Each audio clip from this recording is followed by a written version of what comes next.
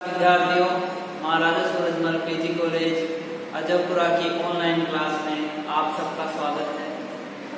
आज हम पढ़ेंगे बीए तृतीय वर्ष के द्वितीय प्रश्न पत्र के सिलेबस खंड से काव्य शास्त्र के टॉपिक रस और उसका भाग 2। इससे पहले मैंने भाग 1 पढ़ा दिया है। अब इसके रस के बारे में हम आगे चर्चा करेंगे। हम पिछले वीडियो में चर्चा कर रहे थे रस के स्थायी भाव। अब हम अध्ययन करेंगे रस के अवयव जिनमें हम स्थायी भाव अध्ययन कर सकते हैं। तो जैसा कि मैंने बताया कि रस के जो अवयव हैं वो 4 होते हैं। रस के अवयव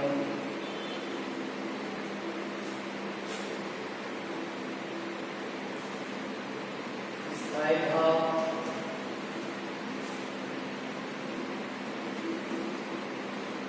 विभाव,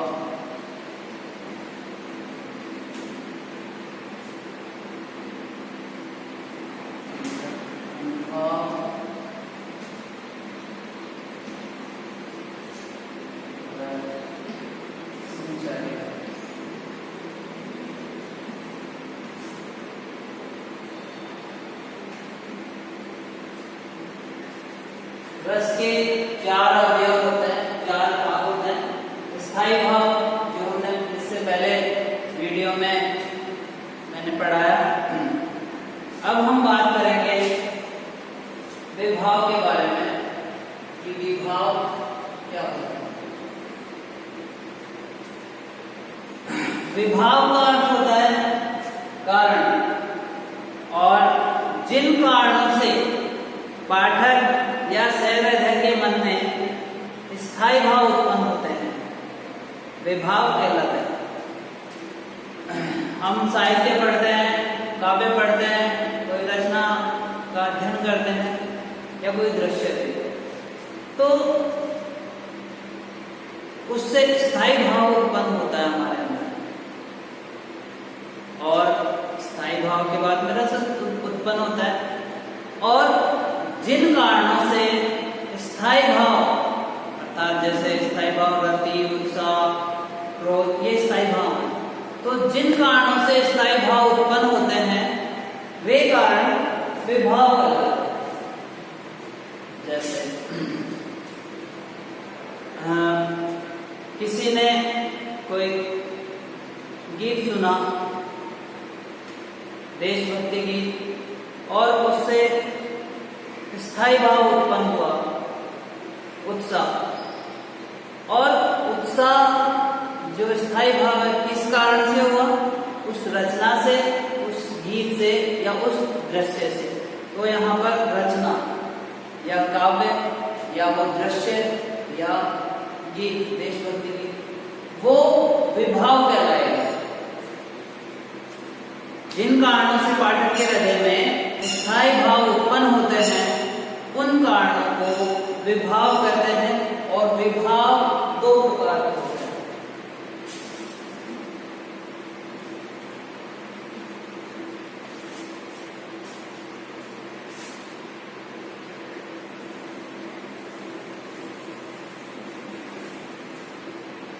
विभाव 2 प्रकार के होते हैं।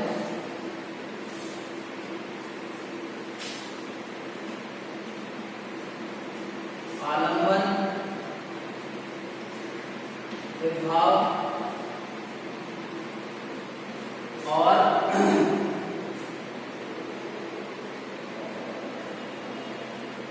उद्दीपन विभाव।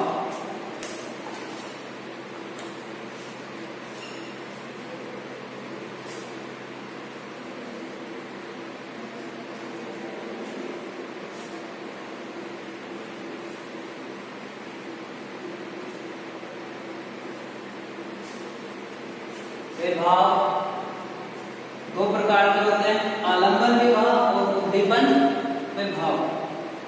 आलंबन विभाव के बारे में हम चर्चा करेंगे कि जिसके कारण आश्रय अर्थात पात्र के हृदय में स्थायी भाव जिसके कारण पात्र या आश्रय, साहित्यिक दृष्टि से हम पात्र को यहाँ पर आश्रय बोलते हैं और जो विषय है उसको हम आलम्बन बोलते हैं। आलम्बन जिसके कारण आश्रय या पात्र के हृदय में स्थायी भाव उत्पन्न हो आलम्बन विभाव कहलाता है। जैसे दुष्यंत के हृदय में शकुंतला अर्थात आलम्बन। कहानी में या नाटक में दो पात्र होते हैं, उपन्यास, नायक और नायिका। यहाँ पर आश्रय पात्र और महिला पात्र अर्थात शकुंतला को देखकर रति का स्थायी भाव उत्पन्न होता है। तो यहाँ पर आलम्बन कौन है? शकुंतला। और आश्रय कौन है? दुष्यंत। आलम्बन के भी दो भेद हैं।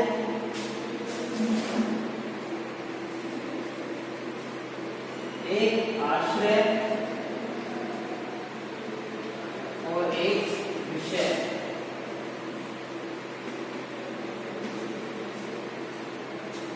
आलम्बन अर्थात जिसके कारण आश्रय के रहते हैं, अर्थात सीधा सा हम देखें तो आलम्बन क्या है? विषय अर्थात शकुंतला। और आश्रय क्या है? पात्र जो दुष्यंत है। दुष्यंत को आश्रय का है और शकुंतला यहाँ पर। और विषय को दूसरी भाषा में हम आलम्बन भी कह सकते हैं।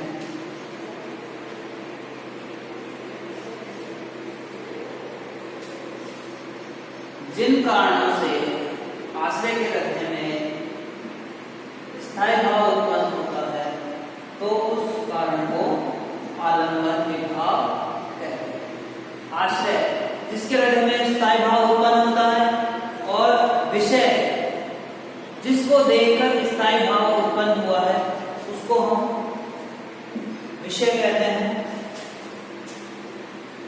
विषय हमारा शकुंतला है और आश्रय दुष्यंत। दुष्यंत ने जैसे ही शकुंतला को देखा उसके हृदय में रति का भाव, स्थायी भाव उत्पन्न हुआ और तो यहाँ पर दुष्यंत तो क्या है? आश्रय। और विषय क्या है? शकुंतला। शकुंतला यहाँ पर आलम्बन। तो इस प्रकार ये आलम्बन के दो भेद रहे। अब है उद्दीपन विभाव के बारे में बात करेंगे। ये आलम्बन विभाव के सहायक एवं अनुवर्ती अर्थात बाद में होने वाले अनुवर्ती होते हैं। आलम्बन विभाव के सहयोगी अर्थात जो उद्दीपन विभाव है वो आलम्बन विभाव के क्या है? सहयोगी। या आलम्बन विभाव के बाद में जो सहायक क्रिया होती है वो है उद्दीपन विभाव। उद्दीपन विभाव ये आलम्बन विभाव के सहयोगी है और आलम्बन विभाव के बाद में उद्दीपन विभाव उत्पन्न होता है। स्थायी भाव को तीव्र करने वाले जो तत्व होते हैं, स्थायी भाव को यहाँ पर आलम्बन विभाव में तो स्थायी भाव उत्पन्न होता है, लेकिन उद्दीपन विभाव में स्थायी भाव को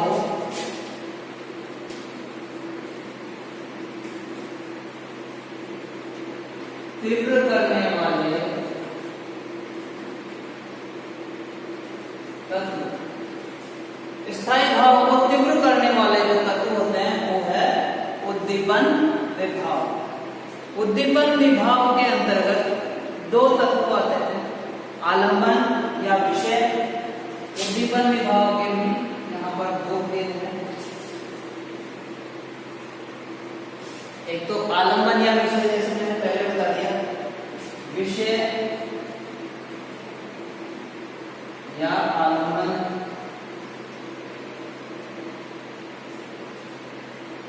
विषय आलम्बन और दूसरा है बाह्य वातावरण।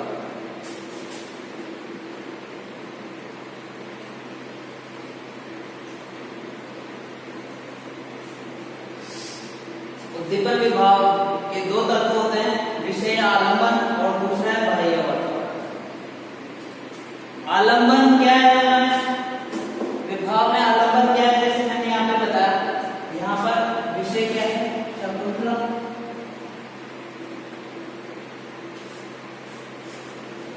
और बाह्य वातावरण में आते हैं उपवन, बाग, चांदनी रात, नदी का किनारा, या जो भी बाहरी वातावरण में आते हैं, जैसे फूलों का खिलना, नदी विहार, नदी का किनारा, यमुना तट, उपवन, वन आदि जो है वो बाह्य वातावरण। जैसे ही दुष्यंत ने शकुंतला को देखा और स्थायी भाव उत्पन्न हुआ रति।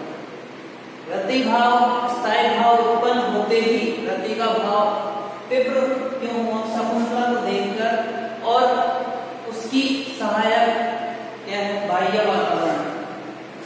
जैसे ही मौसम वन उपवन में, जैसे दुष्यंत ने चांदनी रात में या वन में, उपवन में या नदी किनारे शकुंतला को देखा तो उसका जो रति भाव है वो तीव्र हो गया।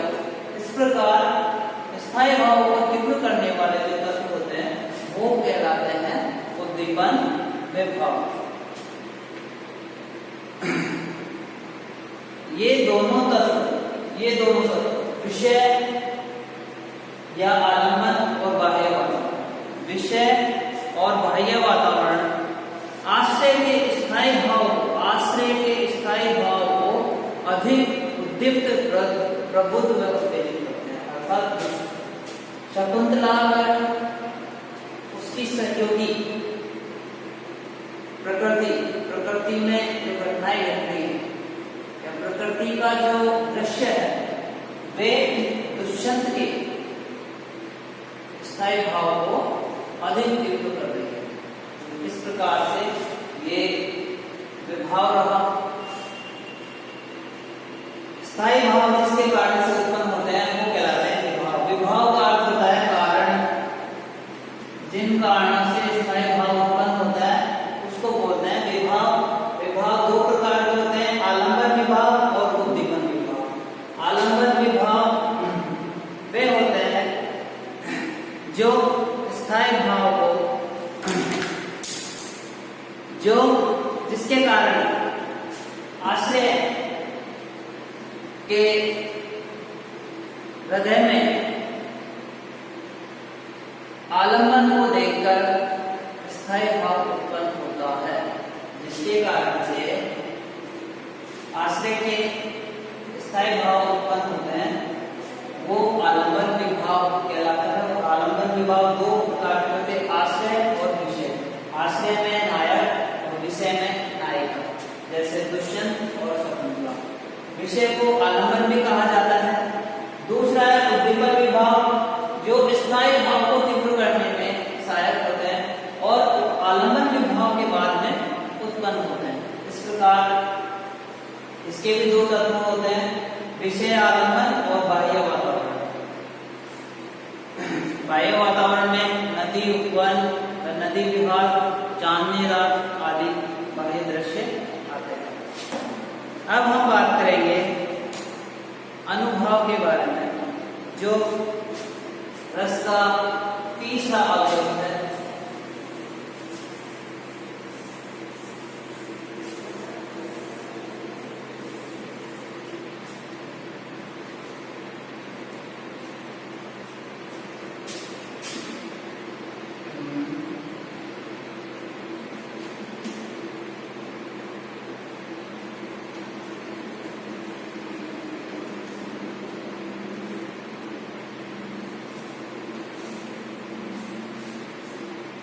रस के अवयव में तीसरा है अनुभव, अर्थात भावों का बोध कराने वाले कारण को अनुभव कहते हैं। भावों का बोध कराने वाले अर्थात ज्ञान कराने वाले कारण को अनुभव कहते हैं। जिस कारण से स्थायी भाव उत्पन्न होता है उसको विभाव करते हैं। लेकिन जिनसे हमें बोध होता है, भाव का बोध होता है, जिस कारण से भाव का बोध होता है उसको हम अनुभव कहते हैं। आश्रय की वे बाह्य चेष्टाएं जिनसे ये पता चलता है कि उसके हृदय में कौन सा भाव उत्पन्न हो रहा है। तो भाव यहाँ पर क्या है? रस।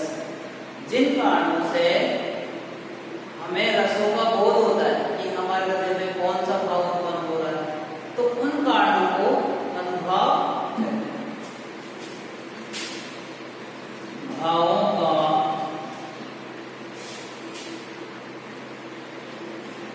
बोध कराने वाले कारण, भावों का बोध कराने वाले स्थायी भाव इस कारण से उत्पन्न होते हैं, वो तो कहलाते हैं विभाव। लेकिन भावों का बोध कराने वाले, हमारे मन में कौन सा भाव उत्पन्न हो रहा है उसका बोध कराने का जो माध्यम है उसको हम अनुभव कहते हैं। आश्रय की चेष्टाएं अनुभव के अंदर आती है। अनुभव के अंदर क्या आती है? आश्रय की चेष्टाएं, अर्थात दुष्यंत की। यहाँ पर आश्रय हमने किसको माना था? दुष्यंत। तो उसकी जो चेष्टाएं हैं वो अनुभव के अंतर्गत आती है। और अनुभव 4 प्रकार के होते हैं।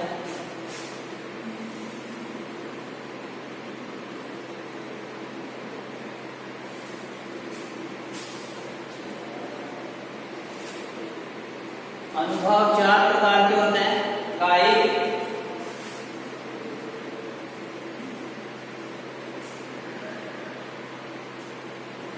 वाचिक,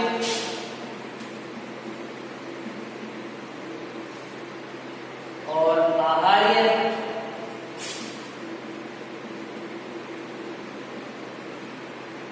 और सात्विक।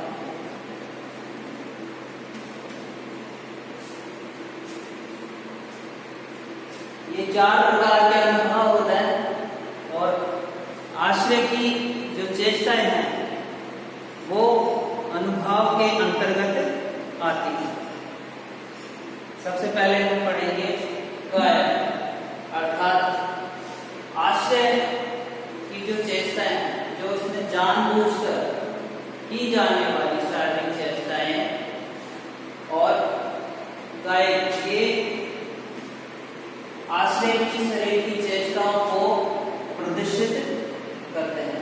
काय अर्थात काया, काया की या शरीर की जो चेष्टाएं हैं वो काय अनुभव के अंतर्गत प्रकट होती है। जैसे जानबूझकर शारीरिक क्रियाएं करना, इशारा करना, हाथ हिलाना, ये कायिक या आंगिक ये अनुभव। वाचिक अनुभव, वाचिक अनुभव अपनी वाणी के द्वारा, ये वाणी आश्रय की वाणी के द्वारा प्रकट होते हैं। आहार्य वेशभूषा अलंकार से प्रकट होते हैं। वाणी के द्वारा आश्रय ने किस प्रकार की वाणी में अपने वचन प्रकट किए हैं। आहार्य वेशभूषा और अलंकरण, उसने कैसी वेशभूषा धारण कर रखी है, कैसे अलंकरण धारण कर रखे हैं। इसके अलावा आता है सात्विक अनुभव, जो स्वतः उत्पन्न होने वाली चेष्टाएं हैं, और इनकी सात्विक अनुभवों की संख्या 8 मानी है। सात्विक अनुभव इसकी संख्या 8 मानी गई है।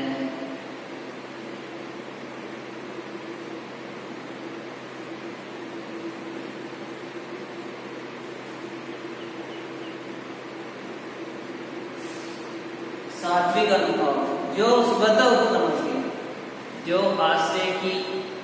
आश्रय से स्वतः उत्पन्न होती है, वे 8 प्रकार की होती हैं। स्वतः उत्पन्न होने वाली जो चेष्टाएं हैं उनको हम सात्विक अनुभव कहते हैं, और ये 8 प्रकार की होती हैं। देखते हैं। सबसे पहले है स्तंभ।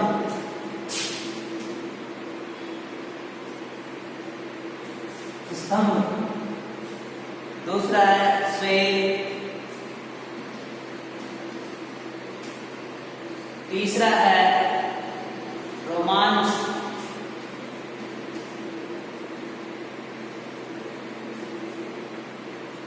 चौथा है स्वरभंग।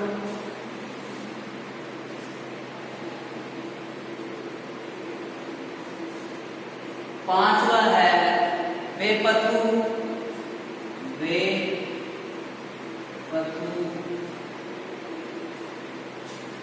और छठा है बेवर्ण।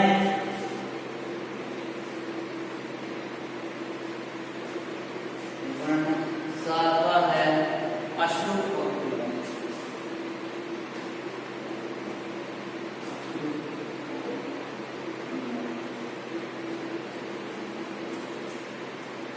अनुभव चार प्रकार के होते हैं। कायिक जो पात्र की या आश्रय की शारीरिक चेष्टाओं से प्रकट होते हैं। वाचिक जो आश्रय की वचनों से प्रकट होते हैं। आहारी जो उसकी वेशभूषा से प्रकट होते हैं। और सात्विक अनुभव जो होते हैं वो स्वतः ही उत्पन्न होते हैं। ये 8 प्रकार के होते हैं। स्तंभ अर्थात अंगों का जड़ करना या जड़ हो जाना। स्वेद पसीना आना। रोमांच रोंगटे खड़े होना, कुछ भी आश्चर्यजनक चीज देखने पर हमारे रोंगटे खड़े हो जाते हैं। स्वर भंग अर्थात स्वर का भंग होना, आवाज न निकलना, हकलाना। बेपथु कामना। बेवर्ण रंग उड़ जाना, मुंह पीला पड़ जाना, हैरान होना। अश्रु आंखों में अश्रु आना। और प्रलय अचेत हो जाना, मूर्छित हो जाना। ये हमारे अंदर स्वतः ही उत्पन्न होते हैं अनुभव। और हम एक बार और देखते हैं अनुभव। भावों का बोध कराने वाले कारण क्या होते हैं? अनुभव होते हैं। और आश्रय की जो चेष्टाएं होती हैं वो अनुभव के अंतर्गत आती हैं। 4 प्रकार के अनुभव होते हैं। कायिक, वाचिक, आहारी और सात्विक। कायिक शारीरिक चेष्टाओं से प्रकट होते हैं। वाचिक वचनों से प्रकट होते हैं या वाणी से। आहार्य उसकी वेशभूषा रंगण से प्रकट होते हैं। और सात्विक जो अनुभव है वह स्वतः उत्पन्न होने वाले अनुभव होते हैं, जैसे स्तंभ, स्वेद, रोमांच, स्वरभंग, बेपथु, बेवर्ण, अश्रु व प्रलय। इस प्रकार ये अनुभव है। इसका रस का जो अंतिम भाग है संचारी भावों के बारे में, वह उसके उदाहरणों के बारे में अपन चर्चा करेंगे।